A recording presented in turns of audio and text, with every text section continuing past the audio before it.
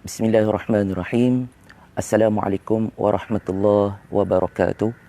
Asyhadu an la ilaha illallah wa asyhadu anna Muhammadan abduhu wa rasuluh. Allahumma salli ala sayyidina Muhammad wa ala ali sayyidina Muhammad. Radina billahi rabba wa bil islami dina wa bi sayyidina Muhammadin sallallahu alaihi wasallam nabiyyan wa rasula.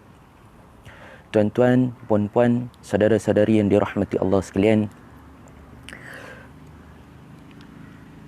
ketika kita membaca Al-Quran, kita baca Bismillahirrahmanirrahim, Alhamdulillahirabbil alamin. Ketika kita membaca Al-Quran ini, tuan-tuan, kita tidak terlepas melakukan ataupun membuat kesalahan. Ketika kita baca Quran ini, boleh jadi kita akan melakukan kesalahan bacaan. Contohnya, tempat itu, perkataan itu sepatutnya kita kena baca dengung, tapi kita tak baca dengung. Ada tempat yang tak perlu baca dengung, kita baca dengung. Mungkin juga ada sebahagian tempat perkataan itu sepatutnya kita kena baca 6 harakat, tapi kita baca 3 harakat saja. Ini kesalahan. Ataupun huruf itu perlu dibaca qalqalah, tapi kita tak baca qalqalah. Ataupun sebaliknya. Begitu juga dengan kesalahan kita tidak membaca huruf. Kita tidak membaca huruf tersebut. Ataupun kita melakukan kesalahan membaca baris yang salah. Kita salah baca baris. Kan? Banyak kesalahan-kesalahan yang kita lakukan ketika membaca Al-Quran ini. Baik, dalam bidang ataupun dalam ilmu tajwid, kesalahan-kesalahan ini dipecahkan kepada 2 bahagian. 2 jenis. Ada kesalahan-kesalahan yang saya sebut tadi dipecahkan kepada 2 bahagian. Dipecahkan kepada 2 jenis kesalahan. Satu dipanggil kesalahan nyata. Satu disebut sebagai kesalahan nyata, dan yang kedua dipanggil kesalahan tersembunyi. Kesalahan nyata dan kesalahan tersembunyi. Ini 2 pembahagian dia. Baik, saya sebut dulu kesalahan tersembunyi. Kesalahan tersembunyi ini seperti kita perkataan itu sepatutnya kita baca dengung, tapi kita tak baca dengung. Ataupun tempat itu kita kena baca qalqalah, tapi kita tak baca qalqalah. Ataupun bacaan itu sepatutnya 6 harakat, tapi kita tak baca sampai 6 harakat, kita baca 3 harakat. Ini kesalahan tersembunyi, yang di bawah kesalahan tersembunyi. Baik. Apa pula kesalahan nyata? Kesalahan nyata ini, tuan-tuan, kesalahan yang paling besar sekali adalah kita bertukar huruf. Kita bertukar huruf. Contohnya kita baca Qul huwallahu ahad, Allahus samad. Kita baca Allahus samad, tapi ada yang membaca Allahus samad. Ini kesalahan. Dia bertukar menjadi huruf sad, bertukar menjadi huruf sin. Ini kesalahan bertukar huruf. Ataupun kesalahan di mana kita tak baca huruf. Kita tak baca huruf. Contohnya dalam surah Al-Asr. Kita baca wal asr. Ada ra di hujung di situ. Tapi sebahagiannya yang membaca wal as. Ra hilang. Tak disebut, tak dibaca ra itu. Wal as. Ra tak sebut. Kan? Banyak yang tak sebut. Ataupun dalam doa. Rabbana la tuzigh qulubana ba'da idh hadaitana wa hab lana min ladunka rahmah innaka antal wahhab. Ha di situ ada sabdu. Kalau kita, biasa ada kadang-kadang saya pernah terdengar orang baca wahab, tak ada dibaca tasydid kat situ, kan? Wahab. Sedangkan dibaca kat situ ha itu dia ada sabdu. Wahhab. Dia ada sabdu. Itu maksud dia tidak membaca huruf. Ataupun kesalahan bertukar baris. Kesalahan bertukar baris. Sepatutnya kita membaca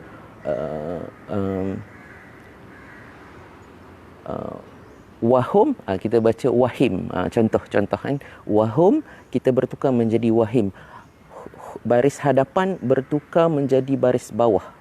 Baris hadapan menjadi baris bawah. Itu kesalahan kita bertukar huruf.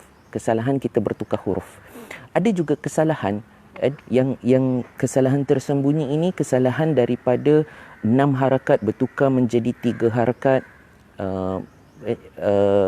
tak cukup harakat yang kita baca. Tetapi dalam kesalahan nyata, jika kita membaca huruf itu daripada 2 harakat menjadi 1 harakat, 1 harakat menjadi 2 harakat, di bawah kesalahan nyata. 1 harakat menjadi 2, 2 menjadi 1 atau sebaliknya. Contohnya, kita baca qala.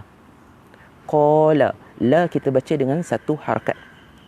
La kita baca 1 harakat. Tapi kita terbaca qala. La kita baca 2 harakat. Itu maksud daripada 1 harakat pergi kepada 2 harakat. Ataupun qala, kita baca panjang, kita bertukar, kita tak baca panjang. Qala. Dia bertukar bilangan harakat daripada 1 kepada 2, 2 kepada 1. Ini. Dan seterusnya. Okey, saya sudah sebutkan tadi. Yang pertama tadi, kita bertukar huruf. Yang keduanya, kita tidak membaca huruf. Ataupun juga ada satu tambahan lagi, iaitu kita tambah huruf. Contohnya, Qul a'udzu birabbil falaq min syarri ma khalaq. Di situ syarri. Tetapi ada sebahagian yang membaca syahri. Dia ada tambah ha kat situ. Syahri. Kalau bila tambah ha kat sini, tuan-tuan, dia telah melakukan kesalahan nyata. Ada tambah huruf kat situ. Syahri. Dia syarri. Shim dengan ra saja dia kat situ. Ra itu bertanda sabdu. Tetapi ada sebahagian yang membaca syahri. Ini di bawah kategori kesalahan nyata. Kesalahan tersembunyi, kesalahan nyata. Okey, jelas Okey.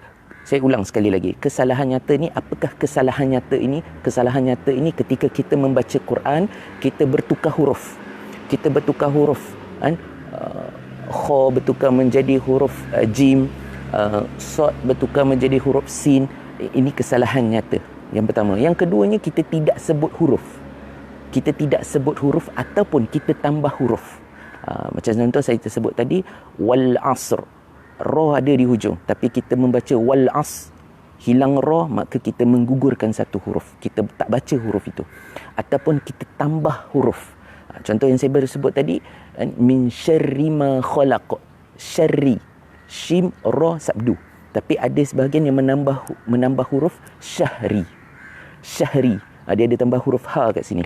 Baik. Dan yang seterusnya adalah dengan kita bertukar daripada 1 harakat menjadi 2 harakat ataupun 2 harakat menjadi 1 harakat. Ini di bawah kesalahan nyata. Kalau bilangan harakat tak cukup 6, tak cukup 5, itu kesalahan tersembunyi. Tetapi kalau 1 bertukar 2, 2 bertukar 1, di bawah kesalahan nyata. Contohnya saya sebut tadi, qala. Kita baca qala, kita baca la tu 2 harakat. Bertukar. Ataupun qala, kita baca dengan 1 harakat, qala. Dia bertukar baris. Dia bertukar bilangan harakat. Kenapa kesalahan ini, tuan-tuan, di bawah letak dalam kesalahan nyata? Di mana kesalahan nyata ini, kesalahan-kesalahan yang saya sebutkan tadi, dia menjejaskan makna Al-Quran itu. Kalau kita tak baca dengung, di bawah kesalahan tersembunyi, ia tidak menjejaskan makna. Dia tidak menjejaskan makna perkataan itu. Tetapi kesalahan yang saya sebutkan tadi, 4 kesalahan tadi yang di bawah kesalahan nyata tadi, ia menjejaskan makna. Sama ada perkataan itu berubah makna ataupun perkataan itu tidak memberi apa-apa makna. Contoh yang tadi saya sebut tadi, qala. Qala itu seorang yang berkata, tetapi bila ditambah alif hujungnya, qala, 2 orang yang berkata, 2 orang yang bercakap, dia dah berubah makna. Kan? Contoh yang paling mudah untuk saya kongsikan adalah perkataan qul. Qul, katakanlah. Dalam surah banyak surah, kan? Qul huwallahu ahad. Katakanlah. Qul. Qul ini maksud katakanlah. Tetapi kalau qaf ini kita bertukar makhraj menjadi huruf kaf, qul. Qul. Maka di sini dia akan bertukar makna menjadi makanlah. Qul, katakanlah. Qul, makanlah. Dia berubah makna. Kan? Bertukar baris pun juga memberi makna. Memberi makna dan juga mungkin dia bertukar status perkataan itu. Dia ada marfu', dia ada kan, hujung-hujung perkataan tu dia ada marfu', ada majrur. Kalau kita tukar, dia akan lari daripada segi tata bahasa dan sebagainya. Dan dia akan menjejas makna dia. Dan ini kesalahan-kesalahan ini ijma' ulama menfatwakan bahawa perbuatan ini dihukumkan haram. Maknanya kalau kita melakukan kesalahan yang saya sebutkan tadi, kesalahan di bawah kesalahan nyata ini, ia dimasukkan, dia difatwakan sebagai haram, berdosa. Kita melakukan kesalahan di bawah kesalahan nyata ini, ijma' ulama sepakat mengatakan bahawa haram melakukan perbuatan ini, berdosa. Berbanding kalau kesalahan tersembunyi, ulama ada khilaf, tetapi majoriti ulama memfatwakan bahawa makruh kesalahan tersembunyi. Tetapi kesalahan nyata, ijma' ulama semuanya sepakat bahawa hukumnya haram. Sebab apa haram? Sebab ia menjejaskan makna. Dia memberi kesan kepada makna perkataan itu. Contohnya tuan-tuan, tengok perkataan qalbun. Dieja dengan qaf lam ba. Jika kita tidak menjaga makhraj huruf qaf itu, kita akan bertukar menjadi huruf kaf, kalbun. Qalbun bermaksud hati, kalbun bermaksud anjing. Jadi berubah makna. So makhraj ini penting. Makhraj huruf ini penting. Baik. Dalam kesalahan-kesalahan yang bawah kesalahan nyata ini tuan-tuan, daripada pengalaman saya sendiri mengajar Al-Quran, saya pecahkan kepada dua kumpulan. Ada dua kumpulan. Kumpulan pertama dengan kumpulan yang kedua. Ada dua kumpulan. Kumpulan yang pertama ini tuan-tuan, mereka, maksud saya dua kumpulan ini kumpulan mereka, golongan yang melakukan kesilapan-kesilapan bacaan bawah kesalahan nyata ini. Dan ada dua kumpulan. Kumpulan yang pertama, mereka yang baru belajar Quran. Contoh anak-anak kita lah. Macam anak saya, kadang dia bertukar huruf sebab dia proses mengecam, proses nak mengenal huruf lagi. Ini anak-anak. Dan ada juga ada golongan dewasa yang baru lagi baca Quran, baru nak kenal huruf. Dan mereka keliru. Ini huruf kha ke huruf jim? Sebab titik je. Ini huruf fa ke huruf qaf? Ada keliru, satu titik, dua titik. Sya ke tha? Ada dua rumah dia, ada dua lekuk dia dengan satu lekuk beza. Ba dengan nun, titik bawah, titik atas. Ini biasa berlaku pada siapa? Mereka yang baru belajar Quran. Mereka nak mengenal huruf. Dia proses mengecam huruf itu. Jadi ketika mereka nak mengecam huruf ini tuan-tuan, dia berlaku kesilapan membaca. Ini satu kumpulan. Kadang-kadang tu dia dah baca kan, dia baca sebab dia tak nak terputus perkataan selepas dia. Maka huruf yang terakhir dibaca itu dibaca panjang. Sebab dia tak nak terputus. Dia nak ada lagu dia tu kan, kadang-kadang sepatutnya di hujung perkataan itu dibaca dengan satu harakat, tapi diterpanjang dua harakat. Sebab apa? Sebab tak nak terputus. Sebab tak nak terputus bacaan dan nak melihat apa perkataan selepas itu. Macam mana nak sebut? Ini kesalahan. Ini satu kumpulan, mereka yang baru belajar Quran. Ada lagi satu kumpulan tuan-tuan. Yang satu kumpulan ini, mereka yang memang baca Quran hari-hari. Memang baca Quran hari-hari. Mereka baca Quran hari-hari, bahkan ada setengah surah ataupun ayat mereka hafal. Mereka baca Quran hari-hari. Mereka baca Quran hari-hari. Mereka ada sebahagiannya tu yang hafal beberapa surah ataupun ayat Al-Quran. Mereka melakukan kesalahan nyata ini. Kesalahan ini. Dan saya minta maaf, sebahagian para asatizah pun juga melakukan kesilapan ini. Contoh, saya berikan contoh tuan-tuan. Kita hafal surah ayat kursi. Kita hafal ayat kursi. Kita dah hafal daripada kita kecil lagi. Berpuluh tahun kita hafal. Tetapi tuan-tuan, sebabkan kita hafal surah ini, ayat ini, kita ada rasa ego yang kita tak nak lihat tulisan perkataan itu. Kita tak nak lihat tulisan itu, huruf-huruf itu. Sebab kita dah hafal, kita tak nak lihat. Dan kita baca. Dan ketika itulah banyak huruf-huruf yang kita tersalah baca. Contohnya dalam ayat kursi, la ta'khudhuhu. La ta'khudhuhu. La ta'khudhuhu. Ta hamzah. Huruf ta hamzah. Tetapi tuan-tuan, biasa kita akan dengar orang akan baca la ta'khudhuhu. Dia bertukar hamzah menjadi ain. Ini di bawah kesalahan nyata. Ini masuk bawah kesalahan nyata. La ta'khudhuhu. Bertukar ain. La ta'khudhuhu yang betul. Begitu juga dengan doa yang kita baca. Dalam selepas solat yang biasa kita baca. Rabbana la tuzigh qulubana. Huruf ghin. La tuzigh. Tetapi ramai yang baca la tuzigh. Dia bertukar menjadi ain. Sama juga dalam surah Al-Fatihah. Ghairil maghdu. Ghin. Tapi ada yang membaca ghairil ma'du. Dia bertukar menjadi ain. Ghin bertukar menjadi ain. Ini siapa yang lakukan ini? Mereka yang memang tahu baca Quran. Mereka memang baca Quran hari-hari. Ini kumpulan yang kedua.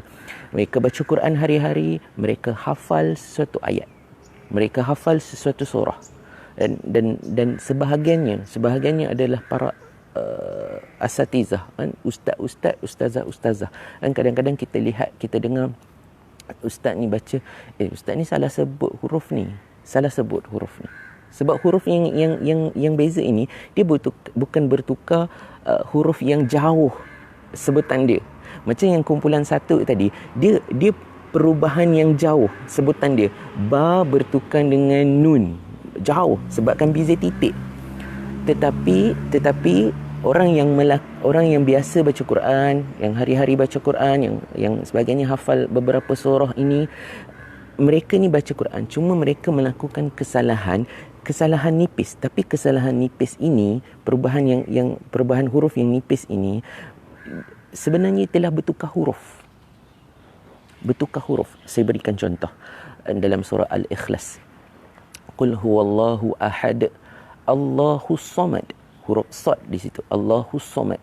Tapi ramai yang membaca dengan huruf sin, Allahus samad. Dia bertukar sad menjadi sin. Di situ. Qaf bertukar menjadi kaf. Kullu nafsin dha'iqatul maut. Dha'iqa, bukan dha'ika.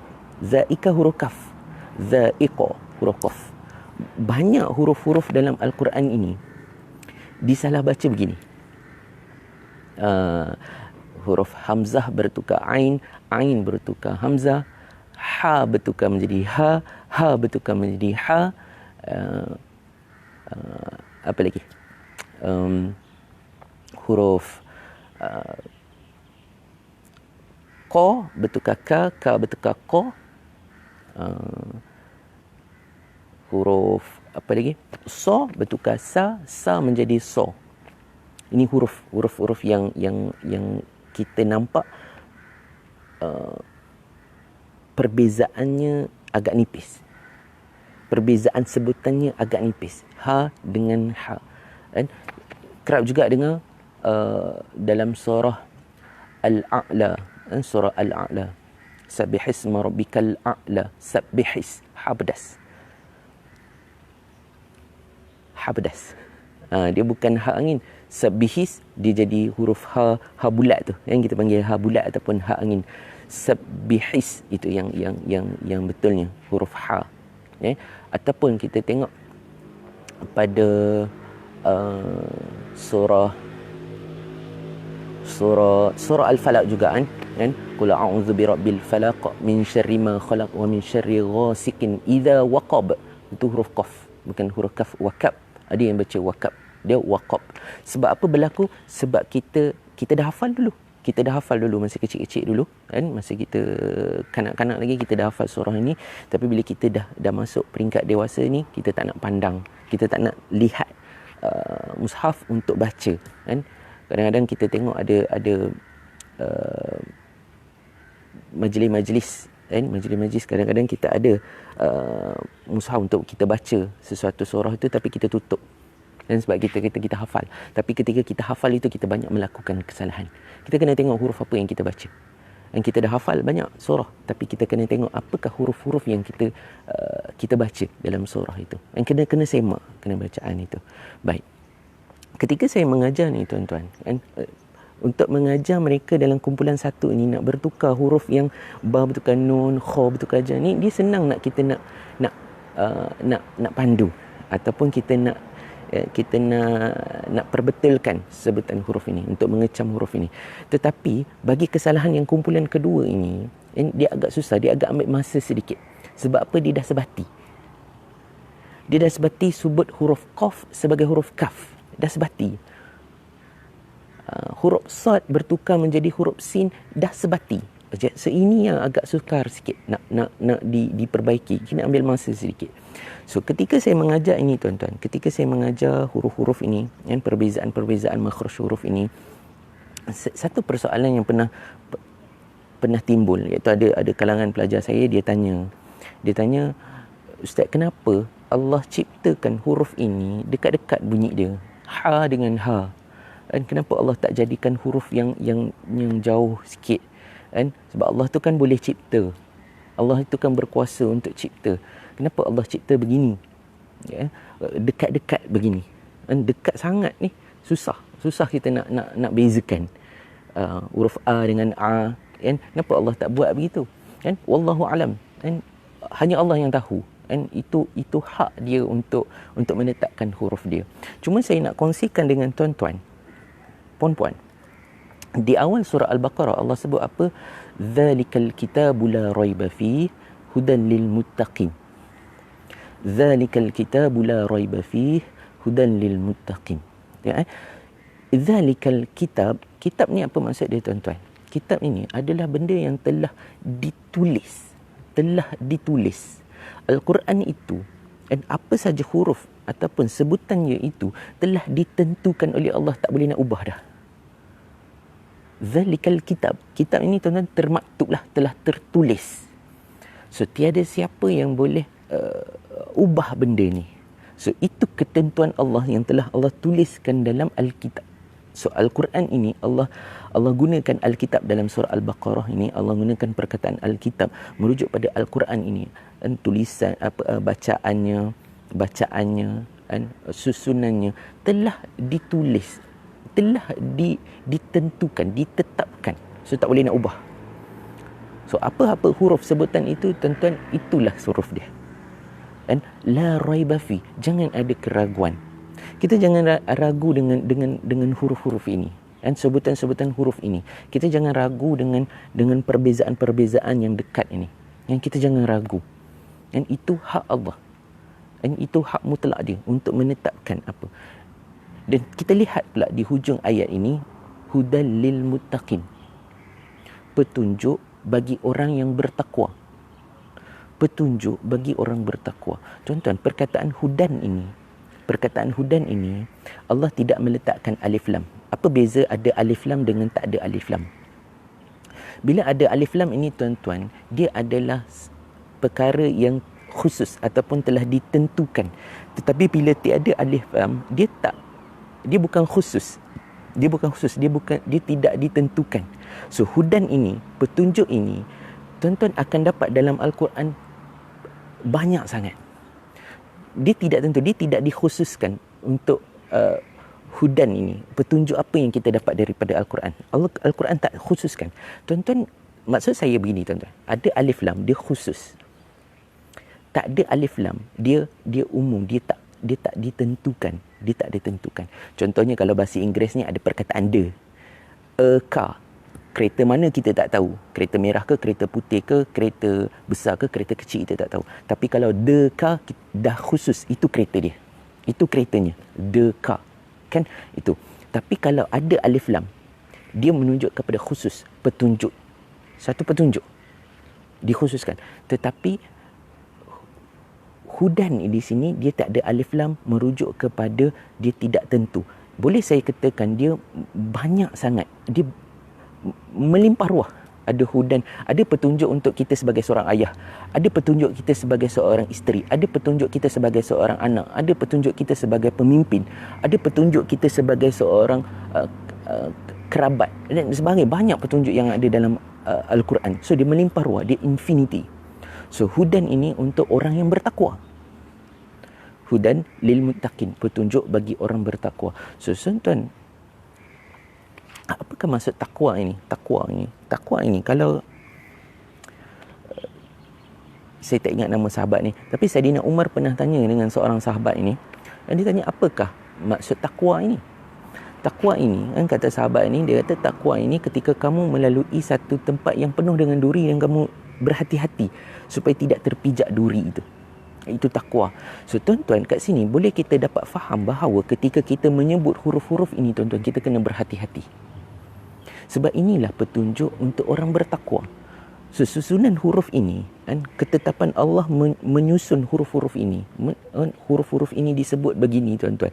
Dia adalah satu petunjuk, panduan untuk kita menjadi orang bertakwa. Kita berhati-hati dalam menyebut huruf.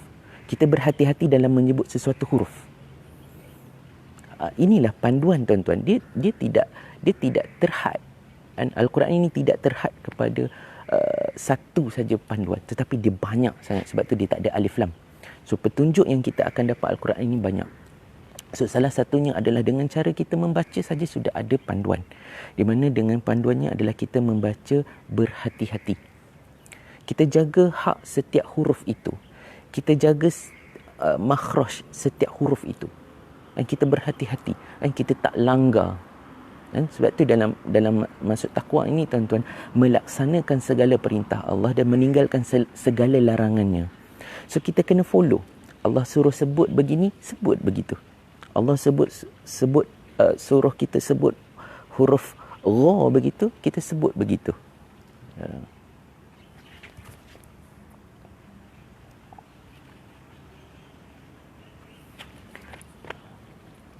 Bila kita Allah, saya ulang balik, takwa ini adalah melaksanakan segala perintah Allah dan meninggalkan segala larangannya.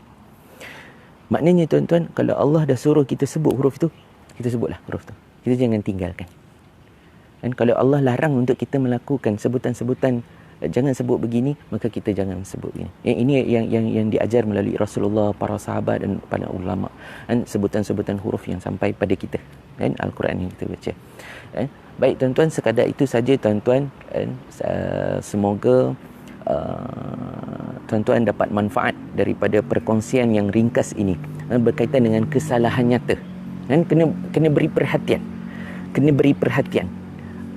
Kesalahan nyata ini kita kena beri perhatian. Saya ulang sekali, tuan-tuan. Apakah kesalahan nyata itu? Adalah kesalahan yang kita melakukan bacaan dalam Al-Quran yang kita bertukar huruf. Dan kesalahan bertukar huruf. Kita tak baca huruf, kita tambah huruf, bertukar baris, harakat jadi satu harakat kepada dua harakat menjadi satu harakat. Ini kesalahan nyata. Jika kita melakukan kesalahan ini, ia menjejaskan makna Al-Quran itu. Dia menjejaskan makna sesuatu ayat itu. Dia menjejaskan makna sesuatu perkataan itu. Ijma' ulama' memfatwakan ketika kita melakukan kesalahan ini, ia adalah satu perbuatan berdosa. Dia haram. Jadi, tuan-tuan, kesempatan ini saya mengajak tuan-tuan terus belajar Al-Quran. Walaupun kita dah boleh baca Quran, kita baca Quran hari-hari, teruskan belajar. Dan kita belajar baca Quran, kita tahsin, dan kita sertai kelas-kelas bacaan Quran. Dan nampak macam ringkas, nampak macam mudah, tapi ia sangat penting. Baik, sekadar itu saja, tuan-tuan. Wallahu a'lam. Assalamualaikum warahmatullahi wabarakatuh.